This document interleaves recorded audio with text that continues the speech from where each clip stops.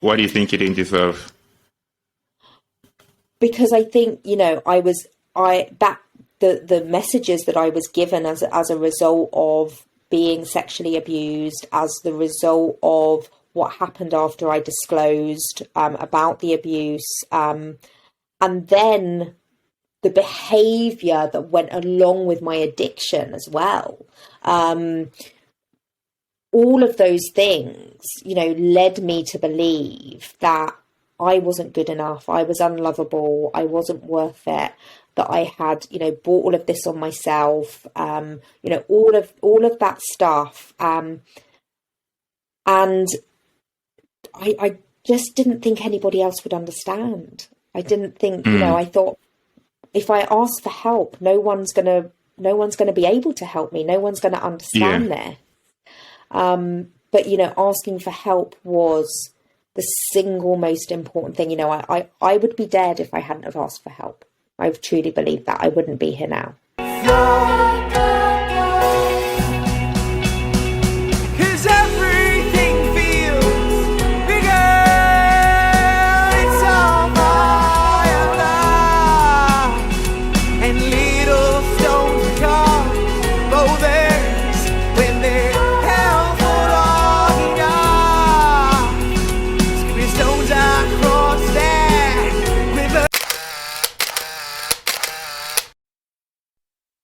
Good morning, good afternoon, good evening, everyone. You are listening to Don't Be Afraid to Talk podcast with James.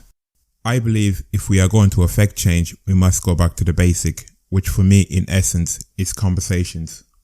Talking and listening is key for growth, and I hope our stories will bring us together and we can draw inspiration from each other. Conversation will include topics such as mental and physical health, trauma and its effect, suicidal thoughts, recovery, and well-being. We will continue to raise awareness and offer a different perspective, a mindset or an idea that could inspire you to take charge of your well-being and to grow as a human being. Thank you for joining us today. This afternoon, I'm here with Mel, who's going to share with you her journey through addiction, trauma, and recovery. I hope you enjoyed today's conversation. Have an open mind if you're listening, and we hope you can learn something from this episode that you can take away and implement into your life. Good afternoon, Mel. How are you? Hi, James. I'm really well, thank you. How are you? Great. I'm calming down now, so I'm good. Good stuff. Always good to regulate that nervous system, right? Yeah. I'm slowly getting better at it. Slowly. Good stuff. Good stuff. Do you mind just telling our listeners a little bit about yourself? Yeah, of course. So my name's Mel, and I am a trauma and addiction survivor. I've come through many years of childhood trauma, developmental trauma, relational trauma. And as a result of that, I turned to substances and alcohol. And I now am a certified trauma and addiction recovery coach. So all of that darkness, all of that stuff that I've been through, I've now turned around to use to help others that have experienced what I did. Super. You've taken a negative and turned it into a positive, as they say. That's the idea. Yeah, that's always great. Yeah. Before we get going, we're just going to play an icebreaker short game. Okay. And it's, I will give you a word and you say the first thing that comes to your mind without thinking. Wow. Yeah. I'll try and keep it clean. Okay. Without thinking. Okay. Okay, sorry. Yeah, so it's 5 words, so short enough. Okay. The first word is connection. Addiction. Compassion. Love. Healing. Trauma. Intervention. Love. Fear. Was that fear? Yeah. Gripping. That's it. That's it. There we go. Simple. Simple. Yeah. I wouldn't know what to say if that was me. I'd just be like, oh, wait a minute, I'm not prepared. Yeah, so the way this is going to work is, sorry, I just have my notes. We do around addiction, recovery, and then trauma.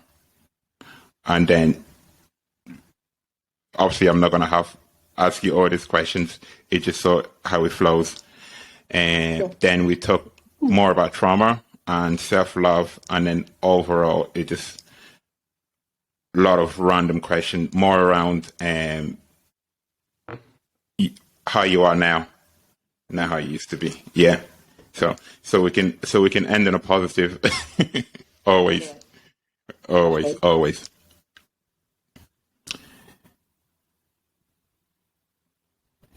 So first off, we're just going to discuss addiction. So can you just tell us a little bit about your addiction or what your addiction was?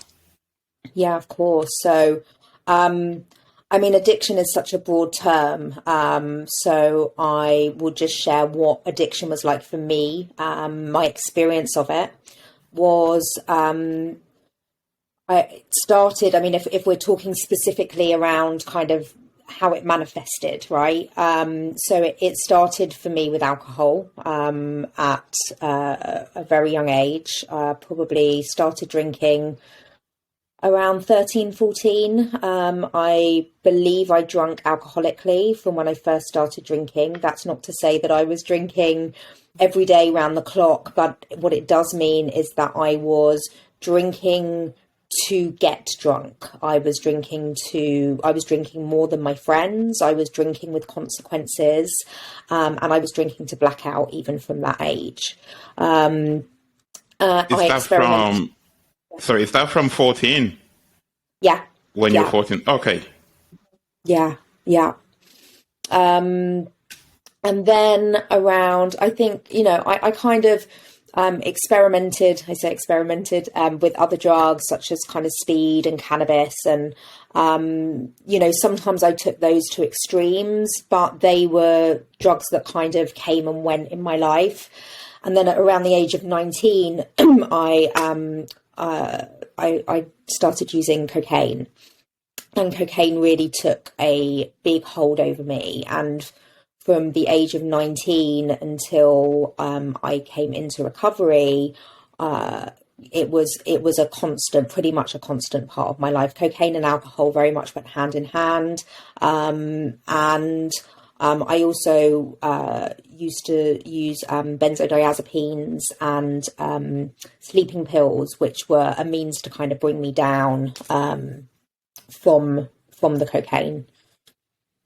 And when you went from just the alcohol to the drugs, was that obviously it wasn't every day? Was it more like a weekend thing, or as much? It started out that way, James. Absolutely. I think it started out as, a lot of people that use alcohol. And I just want to say that I class alcohol as a drug. I think that the only difference is that it's legal, and that you can walk into Tesco's and buy it off a shelf, whereas you can't do that with cocaine. But, as an addict,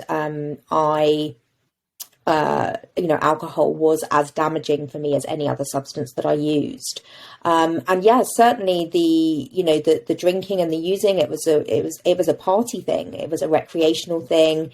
It was something that I did with my friends, but I was always the one that kind of pushed it that little bit further. Okay.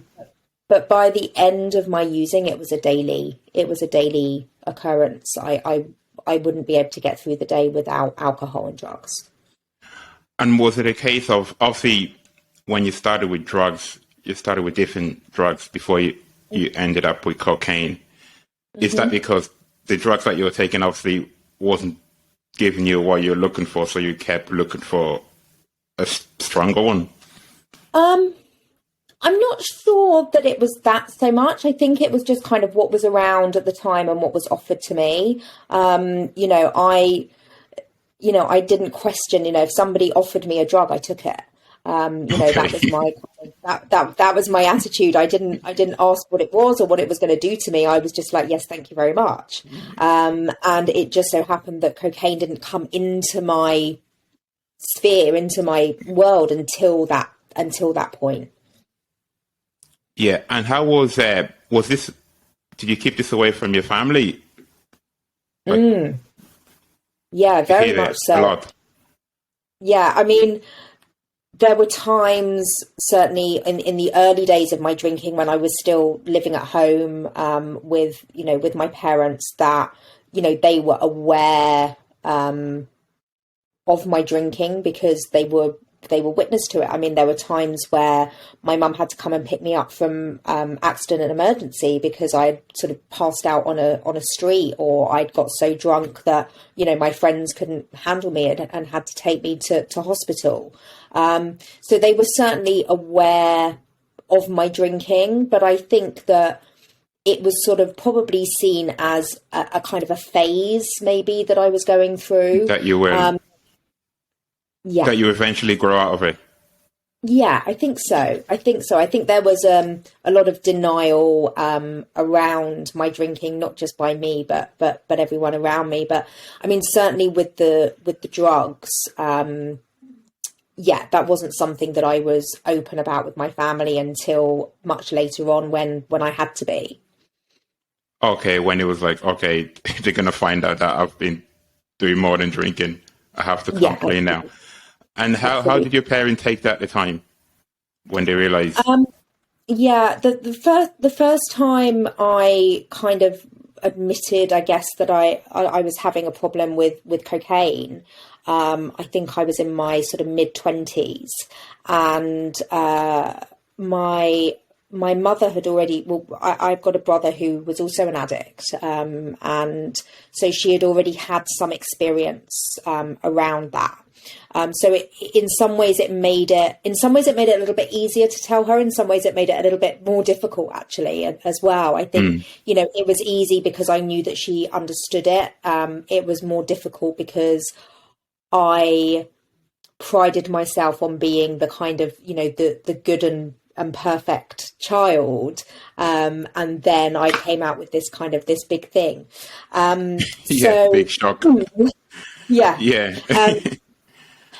And I think she, my mum was definitely upset. When I told my friends. I mean, my friends, again, I used a lot with my friends, but they didn't know that when the party ended and they went home, I had sort of been carrying on.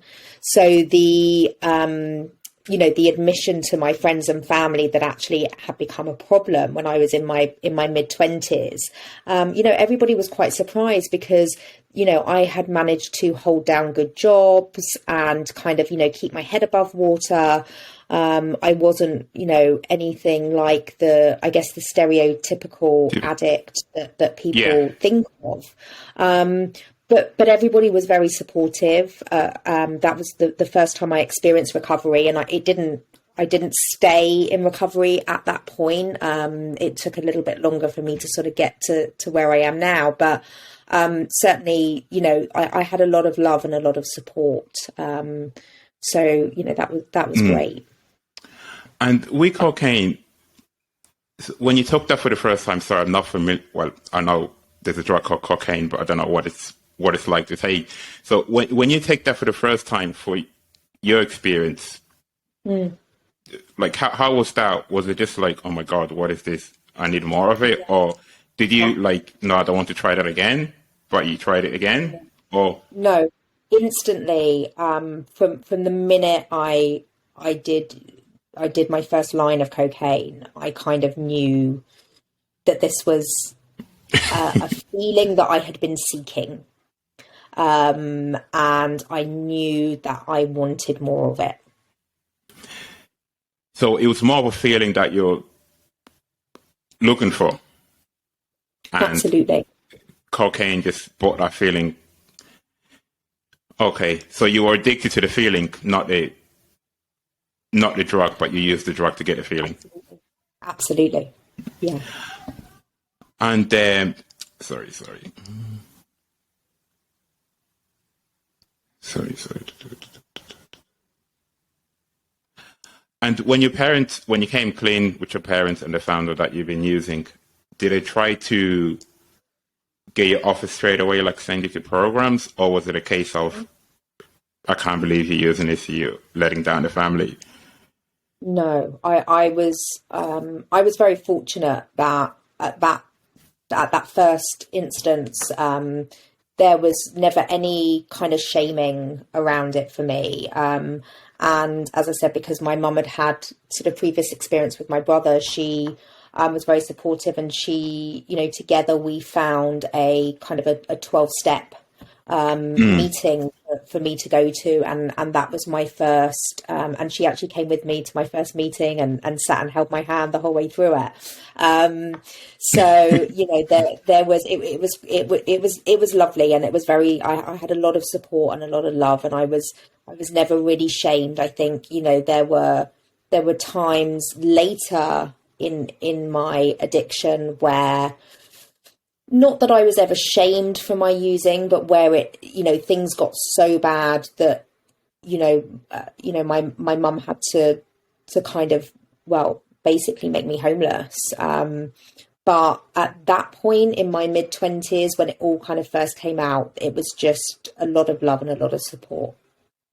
Okay. And your group of friends that you were using with, I'm guessing everyone was in that same circle. There wasn't anyone thinking we shouldn't be doing this.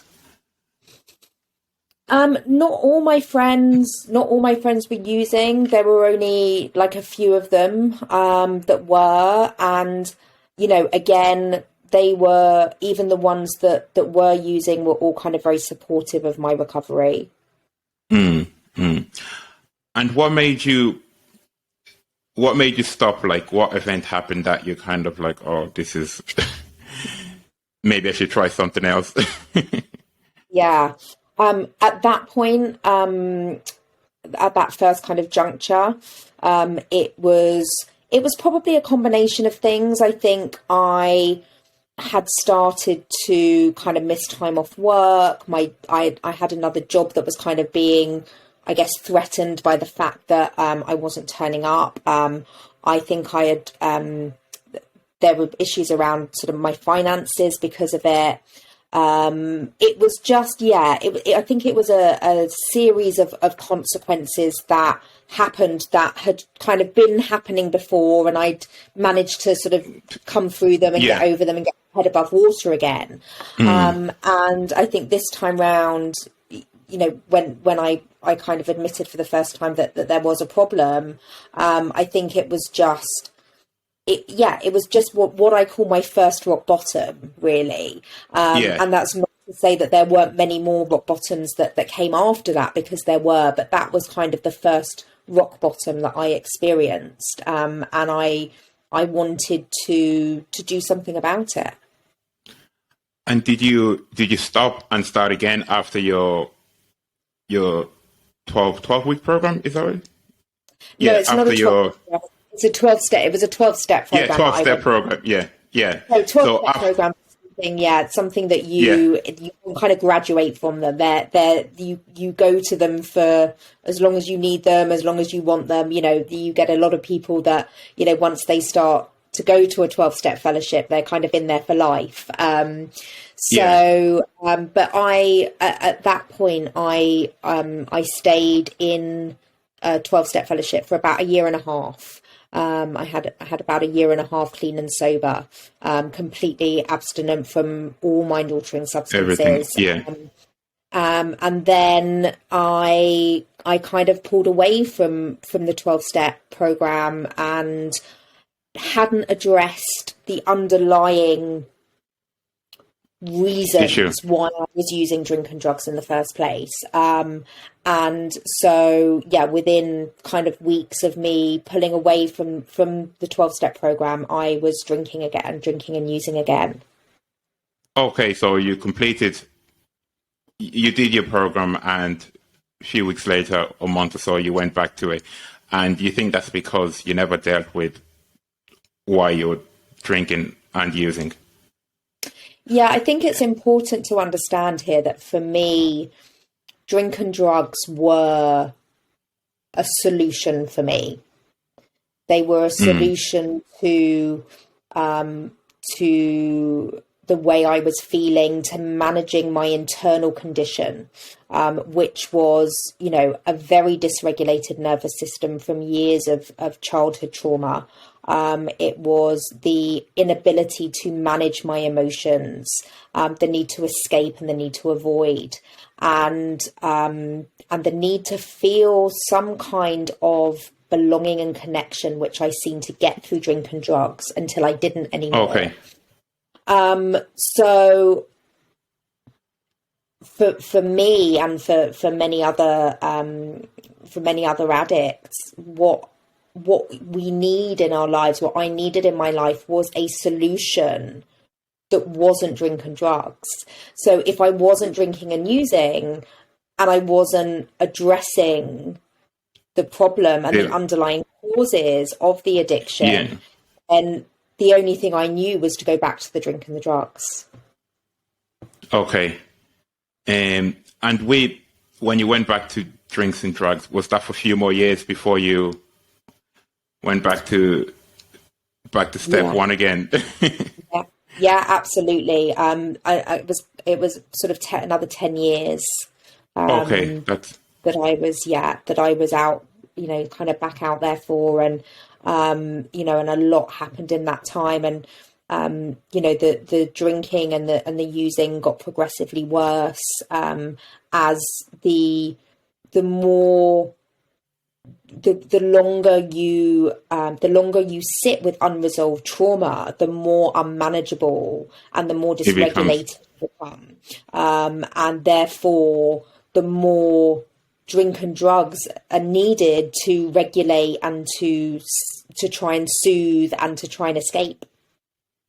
Yeah. And after your second round, if you like, as it's called, second round, and what you had, like, before you stopped again for the second time, and what made you just want to decide to give it up again? Did something happen after 10 years, it's a long time. I think it's important to mention here that there was a kind of second, third, and probably fourth or fifth time as well, James. It wasn't just the first. So it wasn't just two. Okay. Within those 10 years, there were many attempts to stop, many failed attempts to stop. And what happened was, again, a series of consequences that came about as the result of my addiction. And how it ended up was me. I had been in a couple of psychiatric units. I'd been in a couple of rehabs. I'd lost a marriage. I'd lost a job. I'd lost my home. And I actually ended up homeless. I ended up on the streets. And I think, again, it's important to mention here that all of those things were consequences of my using. None of them was a defining moment for me to stop. The decision to stop came from something that happened internally for me.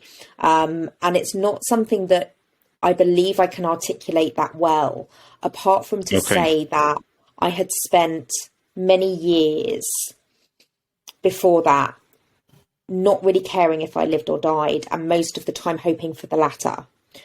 But I had a moment where I knew that I wanted to live. And not only did I know I wanted to live, but I knew that I had a purpose that was greater than how I was living my life at that time.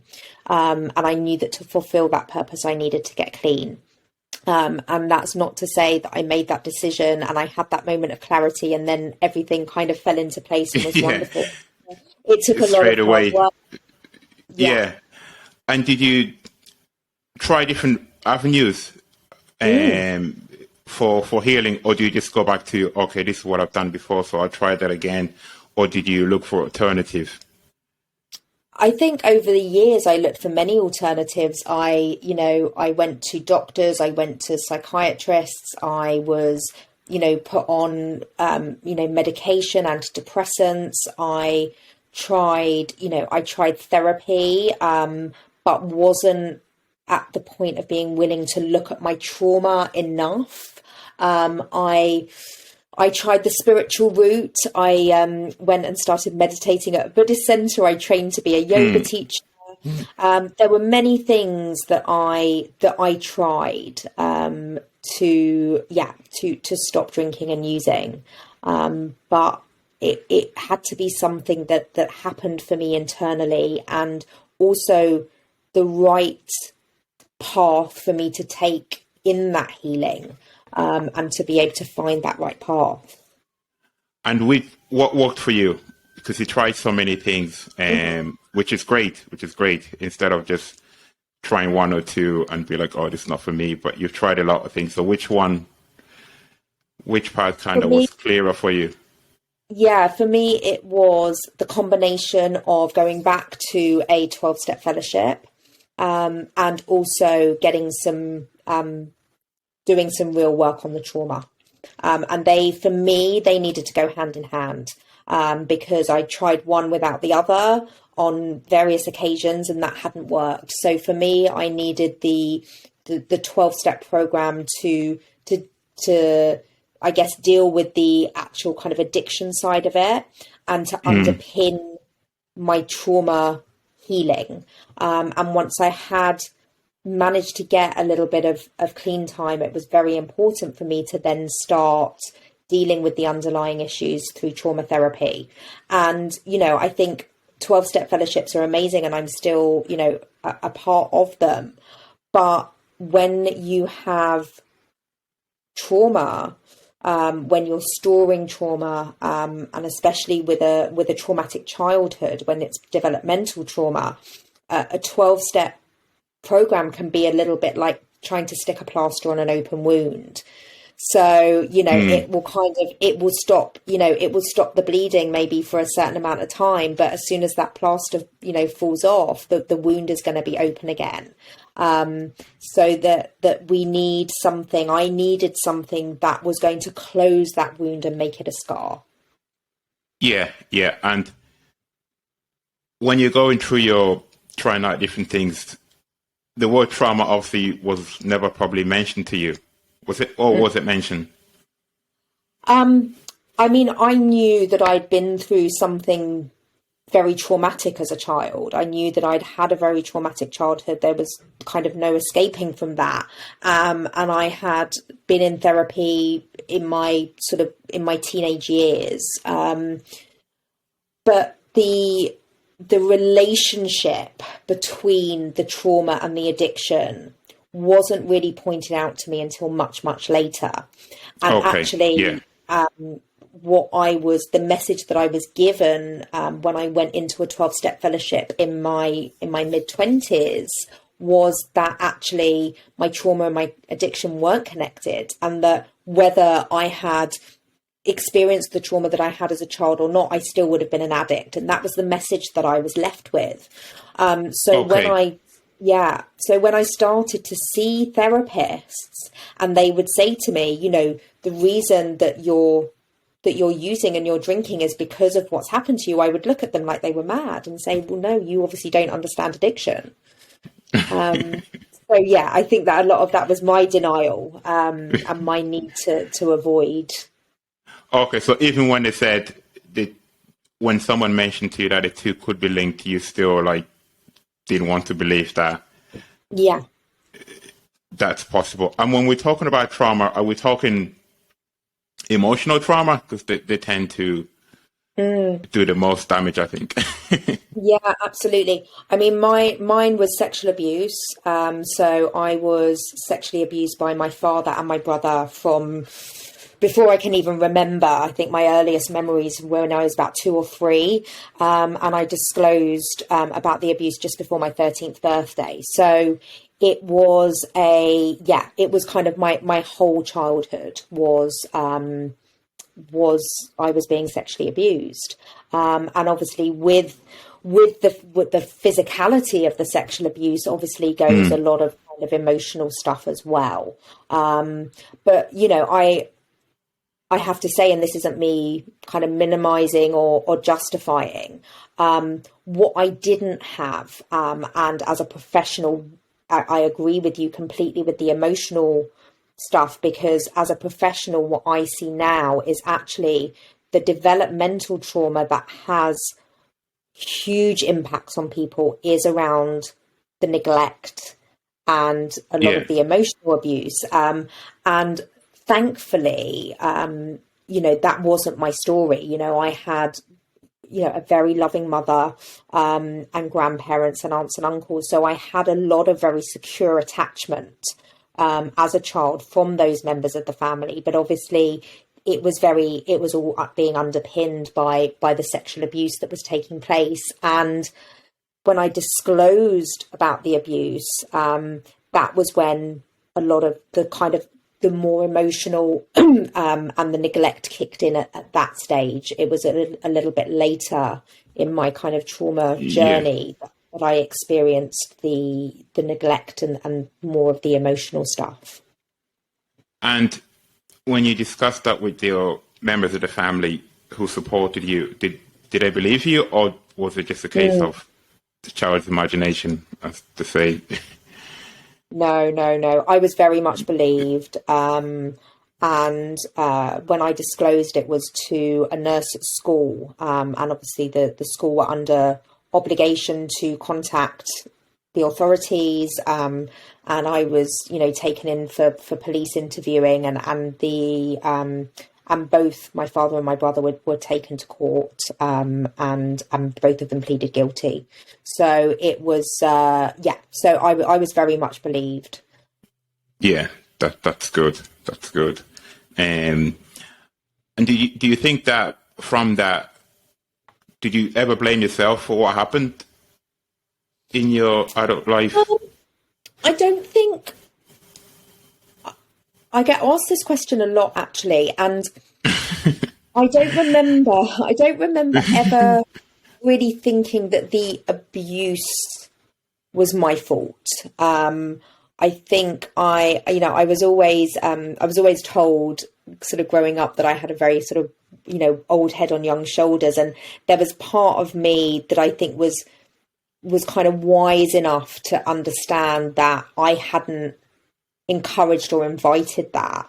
What I did blame myself for a lot was the events that happened after my disclosure, because that was really when, the family kind of fell apart. My father and my brother were both taken away from the family. The family became very disconnected. My dad and my brother were both sent to prison. And, the knock-on effects from the disclosure was where I carried a lot of the blame around. But that's not to say that I didn't carry a lot of shame around the sexual abuse. So although I didn't blame myself for it, I was still carrying a lot of shame from it. And the events that happened, do they still trigger you now? Or I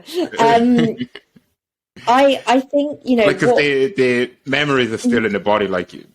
So yeah, I think with trauma, it could be they might reappear somewhere else. Yeah. Oh, they do, James. Absolutely. I was, I do have complex post-traumatic stress disorder, CPTSD, and, part of having complex PTSD is actually more about emotional flashbacks. So I don't necessarily have the image flashbacks or the image memories, but yes, the body remembers the trauma. And, I'm blessed to have done huge amounts of work now around my trauma. And I believe that I'm very healed from it. I'm able to talk about it. I'm able to own it. I'm definitely free from the shame, which for me, the shame is the most toxic part of being sexually abused. And I believe that I'm free from the shame of that. But I mean, what happened to me certainly can still affect me in certain areas of my life, particularly, in relationships, and, around anything that is relational. So I'm not just talking about romantic relationships. I'm talking about, anything that is relational, because essentially sexual abuse in the family, especially, is relational trauma. So as much as I would love to be able to sit here and say, oh no, I never get triggered. I do. I absolutely do. But the thing now is that when I get triggered is that I don't have to use a substance. I don't have to turn to alcohol. Okay. I don't have to turn to any of those what I call maladaptive coping mechanisms, because I have a whole great big toolbox of all of these great adaptive, healing, wonderful tools that I can kind of pull out of my toolbox. And that's not to say that it's easy, because there are times where I don't want to go into that toolbox. I want to sit in, sit in the pain and feel the pain. And a lot of the time I need to do that as well. I need to sit and feel the pain. But I do have so many resources now, that help me to re-regulate my nervous system, which is the first thing that needs to be done. And then to process what has happened, to process that trauma reaction that I've had, and to, as I say, shed another layer. Yeah.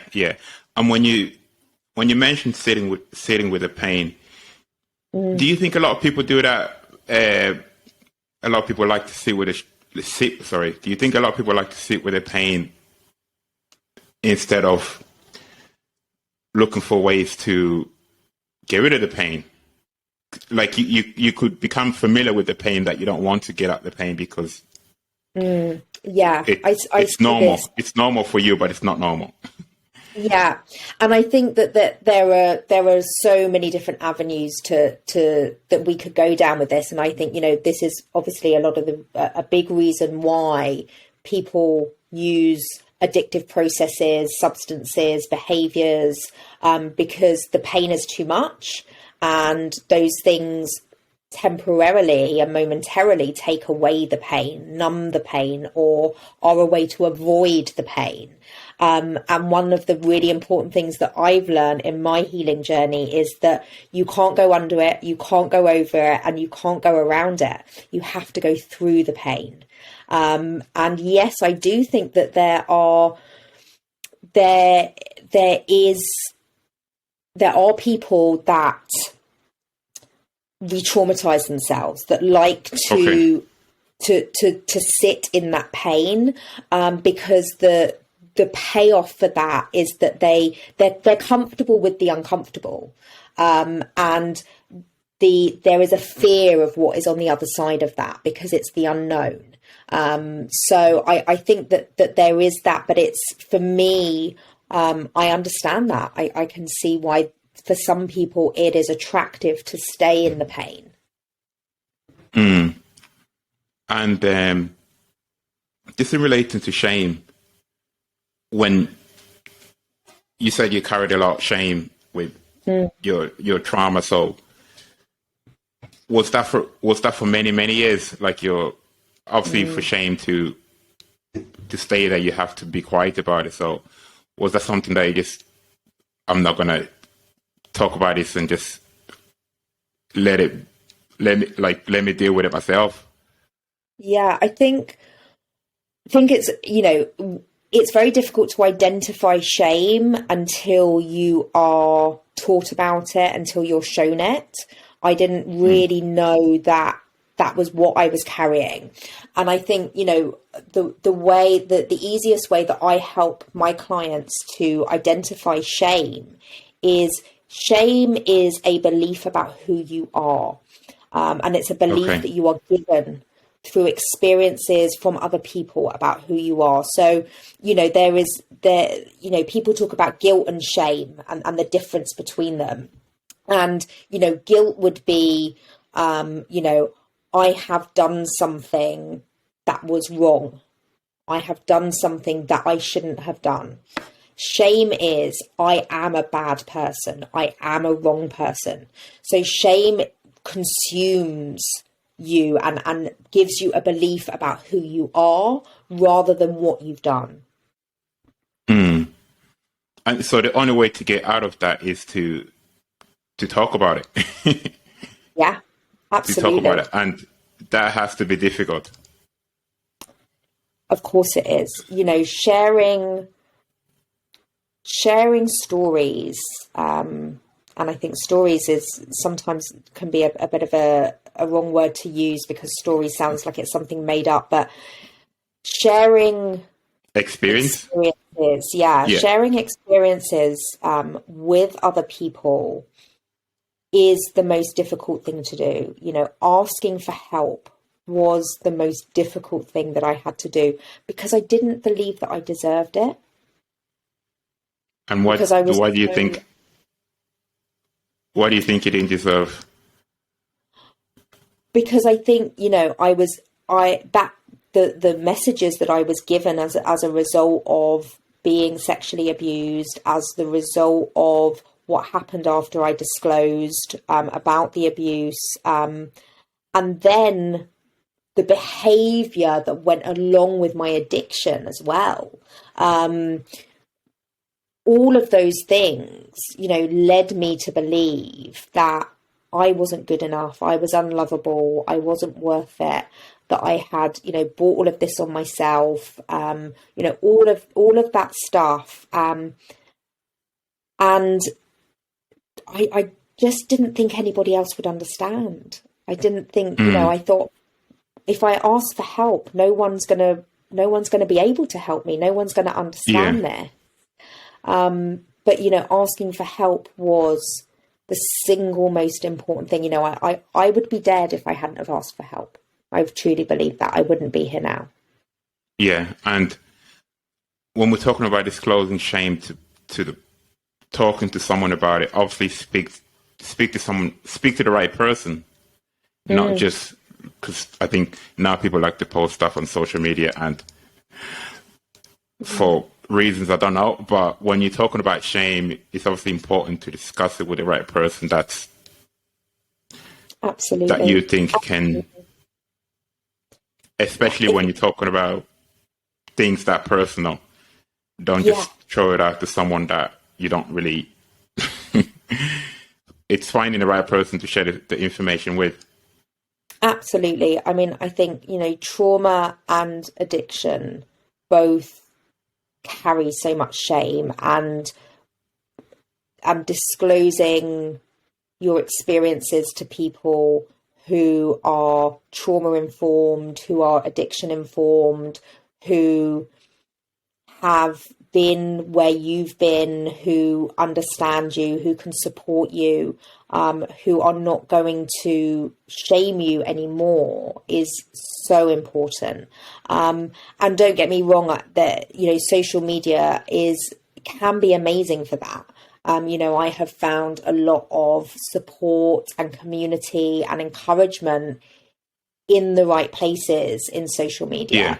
But yeah, I would say, you know, if you are kind of at the beginning of your journey and not sure who to share with, make sure that it's with people that are informed about your experiences. You know, and it could be a peer-to-peer. It doesn't have to be a therapist. You know, there are lots of mutual aid support groups. But yeah, make sure it's a safe space. That would be the best advice I could give, really.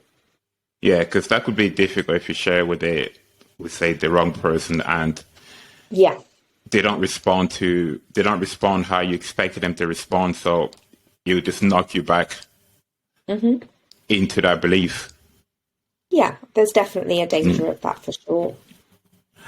And we talked a bit about when you felt like you weren't loved. Sorry, let me take my drink water.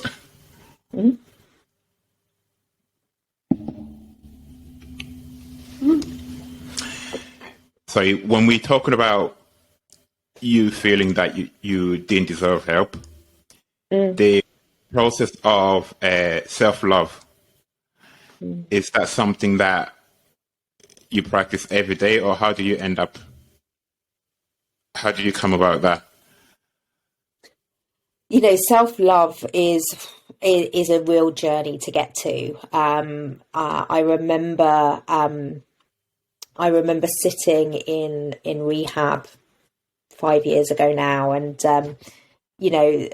being given this idea that one day I might be able to love myself, and I just thought, that's never going to happen. That's absolutely impossible. And I think my journey to self-love has been, first of all, to rid myself of that toxic shame, to get the right therapy, to learn and understand and be educated in why I felt the way that I did about myself, to be educated around, where the beliefs, these limiting beliefs about myself had come from.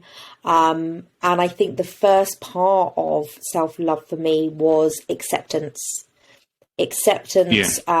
of where I had come from, what had happened to me, acceptance of the fact that,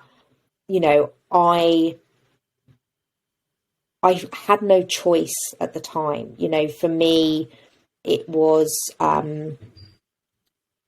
drink and drugs were the only things that I knew to regulate myself, and understanding that, yes, I was accountable and responsible now for my recovery, but just getting some acceptance around all of that stuff through some really good therapy really, really helped me with that. And once I started to get some self-acceptance, it was a continuation of self-care. And, when I talk about self-care, especially when I talk to my clients about it, self-care isn't, bubble baths and getting your nails done and drinking. That's what I'm thinking of. And, all of that stuff is wonderful, and we should all absolutely do it. It's great and it makes us feel good. But self-care is actually really hard work. Self-care is going through the pain. Self-care is looking after our emotional, mental, physical, spiritual well-being. Sorry. Yeah. Sorry, self-love and self-care, it's two separate things. Very different for me. Okay. Yeah. So I think that we have to practice self-care to have self-love. All right, gotcha. And self-care is something, as I say, that is a practice. And the way that I self-care is that I meditate daily, I exercise regularly, I look after my nutrition, I have a supportive network around me. I talk about how I feel. I journal. I do a lot of practices. I no longer try and numb and hide from the pain. Yes. I find a way through it, and it's hard and it's heartbreaking and it's painful. But it is the only way to self-care. It's the only way to look after myself. And when I do those things, when I do the things that are good for me, I build my self-esteem, because I see that I'm doing things that mean I value myself. I see that I'm doing things that mean I care about myself and I have respect for myself. And from that comes the self-love. Okay, and acceptance. Yeah. Yeah, acceptance, that could be difficult, in a sense that when you've been traumatized, to accept what happened, to let it go. Yeah, I think that for me it was, I have a lot of acceptance now around what happened to me, around the abuse, around the justice system, around the lots of kind of things that happened in my childhood. But I think that there is a difference between accepting what has happened to you and self-acceptance. And I think that they're two very separate things, and I don't necessarily think that they need to happen together. Okay, I so you think, can have self-acceptance before accepting what happened to you. yeah, I think so. Yeah. And what do you think you would be now if you didn't go through your recovery journey? If you carried Mm. on the same road like now, what do you think you'd be? I wouldn't be here, James, is the truth of it. I mean, my drinking and using had got to the point where, you know, I was on the streets. So I would either still be there, or I would probably be dead. Okay. And with the work that you had to do from when you decided to kind of um, help yourself and heal yourself, all that work is like, obviously it's important work, but it's hard work. So do you understand why people might not want to do it and just Yeah. you think like, okay, that's too hard. I'd rather just have a drink. Yeah, absolutely. Of course, I understand that. I understand that more than most people. But the truth is that the pain, the drink and the drug stopped working, and I was in the pain. I was in it. And they, you know, they may have kind of worked for short bursts of time on occasion.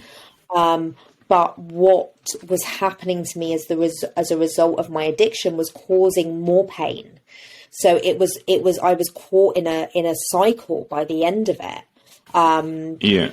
And whilst I do understand, of course I do, the resistance to looking at, to going through the pain, what I will say is what is on the other side of it is something so beautiful. And now and this may sound slightly sadistic even, but now when I'm in that pain again, I'm so grateful for it because I believe it's a gift. You know, when I'm in pain, what is happening is that I am being given an opportunity to heal even more. I'm being given an opportunity to shine a light on something else that is being stored within me, that is keeping me stuck, that is stopping me moving forward, that is damaging my belief system, that is potentially causing me harm. That pain alerts me to whatever that might be and shows me it's like a light that is shining, you know, and I either choose to switch that light off and go back down into it, or I choose to continue to hold that light there. And now with all the resources I have, and I get to the other side of the pain, and there's a gift, there is always a gift on the other side of it. You know, there is always another level of freedom, another level of healing that happens. So although going through the journey of healing to start with is the most difficult thing that you will have to do, it is Yeah. as equally as much as it is painful and heartbreaking, it can be equally as beautiful and freeing. Yeah. Is that a mindset shift?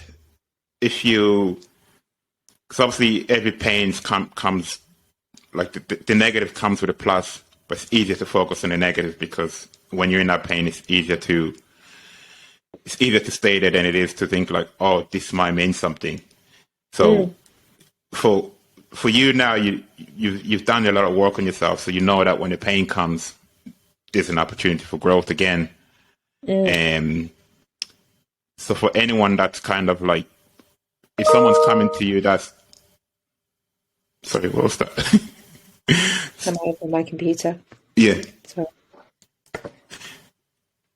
Sorry, if someone's coming to see you and they're like, I'm stuck in this place and I'm trying to get out and I just can't get out, and I'm guessing you obviously explain to them what's on the other side if they decide to do the work on themselves. yeah, and the reassurance that I will be there to hold them through it. And Yeah, I think that is the most important thing, is that yeah, we cannot do it on our own. That is why asking for help is so important, because there are so many reasons why, but to find recovery alone, I believe, is impossible, because recovery needs connection. okay, Because essentially when we are traumatized, we are disconnected from our authentic selves. We are disconnected from ourselves. We're disconnected from others. We're disconnected from the universe. We're disconnected from anything spiritual. So recovery is about connection. And that is why, asking for help is the first step and the single most important thing to do on your healing journey. And do you think, sorry, for yourself, did you have someone outside your family that always believed in you? Because we always kind of rely on the family to be the support, which is good, but sometimes it's good to have the support externally. So did you have that? Yeah, but I certainly had that in the 12-step group that I went to. I had that in excellent therapists that I saw, and I had that with some friends as well. Definitely, there were a few friends that really kind of stuck by me through everything. So I'm incredibly grateful for that. Yeah, that's important. And overall, as a society, why do you think we still shame people that have been people that are addicted? Well, I think it's the stigma. I think it's the stigma that is attached, and we are still asking why the addiction rather than why the pain. And the question needs to be, why the pain? The question needs to be, why are these people using drink and drugs, and how can we help them? We don't live in a society that is compassionate enough, that understands that enough, that is trauma informed enough. And the stigma that is attached to alcoholics and to addicts is the stigma of they're liars, they're going to rob you, they're going to commit crime, and whilst all those things are true, not of all people that are addicted or alcoholics, but whilst those things are true, what needs to be understood is the behavior is the result of the pain. The behavior is the result of the suffering, and we are still punishing people for their pain rather than helping them. Yeah. And do you think language has a lot to play with it as well when you're talking about stigma? Like some of the language we even use towards people that are addicted, they're not looked at as human beings who's having difficulty. They're just looked at as some of the bad language that we can use is used towards us people. So that kind of keeps the stigma alive as well. Absolutely. And, there are people that will absolutely berate me for using the word addict even. I use it because it's a word that I'm personally comfortable with, but I know that there are, there is now a lot of kind of talk in the sort of therapeutic world that we shouldn't be using that word, that we should be, talking around the addiction and around the person that is suffering rather than actually, stigmatizing somebody as an addict. I refer to myself as an addict because I'm comfortable doing that.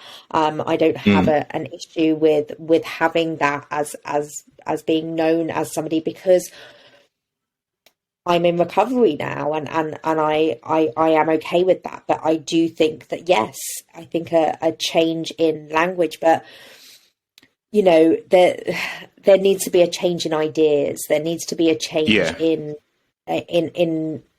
education. And I believe that should start in schools. That should start in.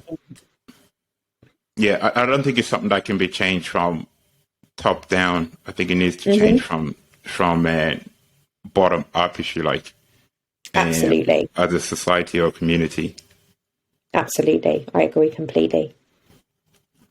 And what other things are you teaching people to overcome? I mean, my speciality is developmental trauma and addiction. And I, I meet my clients where they're at. So all of my clients have different needs and different things that they need to work through. But I think that the overriding thing that I want to achieve with my clients is that to heal them home to their authentic selves. I mentioned before that, we are disconnected from our authentic selves through trauma and through addiction. And I believe that all of us have everything that we need inside of us to recover, to find a life of vision, of purpose, of joy. And what I try and do is educate, and then help people to find what they already have within them, to be able to thrive in life. Yeah, that's beautiful. That's beautiful. Yeah, everything that we have is already there. It's covered up with lots of layers. Yeah, we've been disconnected from it. Yeah. So essentially, for most of us anyway, connection is one of the big things that we are looking for. Regardless if you're a child or an adult, it's something that we're all looking for and we need. And if you have loads of layers on top of that, if you're using a lot of things to cover that up, it's just bringing more pain to yourself. Yeah, but I think it's more than it being covered up. I think actually we're disconnected. We become disconnected. So we need to find a way to become connected again. And yes, a lot of that is clearing those layers. But imagine as a child you're feeling sad, and you're being told by your parent, you shouldn't be feeling sad. Don't cry. Yes. What are you crying for? There's nothing to be upset about. Then you're going to start, the message that you're getting is, I don't trust myself. Like, my parent is telling me that I shouldn't be feeling this way. So therefore, as a child, you stop trusting that instinctive need to be sad, or that instinctive need to be angry, or that instinctive need to eat or to drink, or whatever it is. So because you develop this distrust, you disconnect from what you authentically feel and you authentically are. So it's about finding a way back to that connection with yourself, to learn to trust yourself again. Yeah, beautiful. Yeah, a lot of work. Yeah. But worth it to Absolutely. Yeah, it's a beautiful journey. And what does well-being mean to you? What does what, sorry? What does well-being mean to you? Well-being. Well-being, what does well-being mean to me? Well-being is living a life where I feel I am most of the time balanced in my mental, emotional, spiritual, and physical state. And what's the reason why you do what you do now? To give people hope, to give people the opportunity to experience the beauty of healing that I've experienced. And my last question is, what's one thing you're proud of? My recovery. Simple. Absolutely. It's the hardest thing I did, but it was the kindest and best thing that I did for myself. Brilliant. Thank you very much. You're welcome. And stuff like that will be cut out. and I notice how much I say a lot. Yeah, I have to try and cut that out over time. It will happen over time. Yeah. So, if you enjoyed today's episode, I would really appreciate it if you could leave a quick review on my Facebook page, Don't Be Afraid to Talk, or DM me on Instagram. The show notes will include all of the relevant links from today's episode. If you haven't already, please download, leave a rating, and share with your friends. You might just reach that person who needs to hear this message. Please be sure to subscribe so you don't miss any future episodes. I am James Lumumba, signing off with gratitude.